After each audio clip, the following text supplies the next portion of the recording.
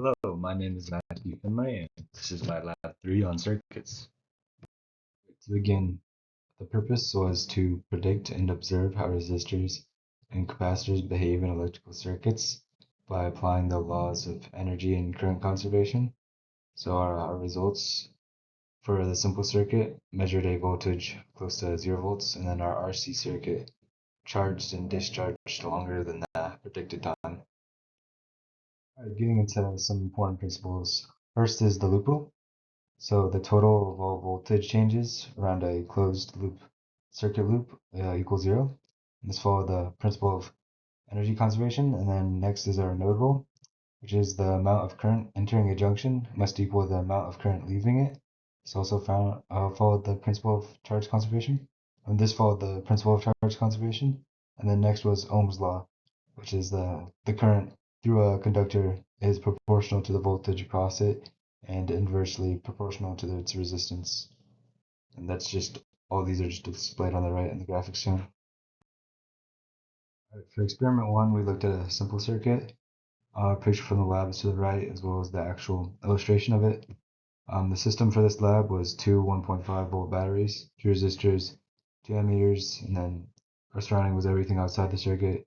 And then our prediction from the calculation below was that it would be about 0.0204 amps or 20.4 milliamps. And this is just from the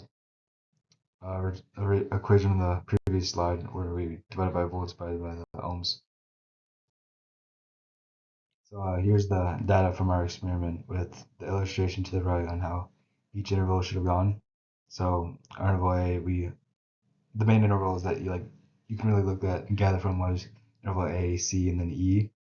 And so our sum voltage ended up being negative 0.624, which is not expected or expected should have been zero. But if we're roughly speaking, C roughly equal like negative 1, E roughly equal negative 2, and then A equal 3. That cancels out to 0. So at least it probably was just something to do with our experimental error or human errors.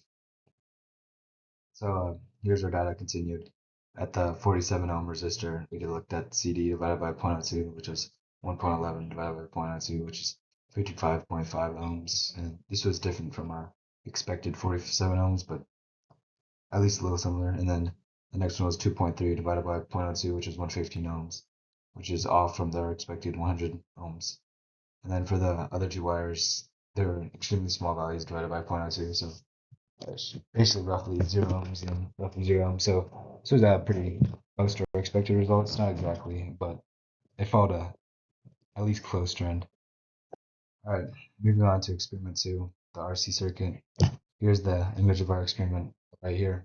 And the system for our experiment was two 1.5 volt voltage batteries, one capacitor, 10 ohm and 20 ohm batteries, light bulbs, and then our procedure was to connect each light bulb to the battery circuit and measure the charging and discharging period for each light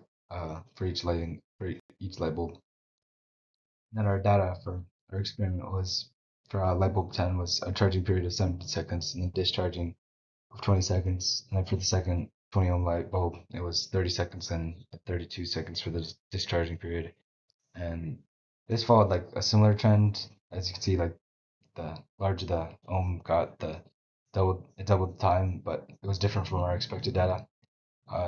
We expected the charging period to be about 10 seconds and the discharging period to be about 10 seconds. And then for the 21, it to also be about 20 seconds, which is 20 seconds. So it was slightly off, but not that far off. So when we were doing our experiment, we stopped the timer when it completely lost its light. So like when the thing was still red, and that probably could have been the account for our error. We probably should have just stopped when the thing started lighting up. And then now assumptions and errors. So human error. There could have been human error in correctly positioning the circuit for measurements. The model does not perfectly represent real world conditions. And then human error in timing and simultaneously stopping the capacitor from discharging. So getting into our what if question. So what if you charged a capacitor with no resistor in the circuit? How would our ideal model predict the capacitor to reach full charge? And then would this happen in real life? So if the resistance in a circuit were truly zero, the charging time constant would also be zero, meaning that the capacitor would charge instantly. So, however, this isn't physically possible since dividing by zero is undefined. In reality, every circuit contains some resistance from the wires, battery, and internal components. So the time to charge is very small, but never actually zero. And then in our experiment, the capacitor charged in about 1 second, which makes sense because real circuits always include small resistance that limit current flow. So therefore, while the ideal model predicts an instant charge, the actual measured time reflects an unavoidable resistance from our real materials.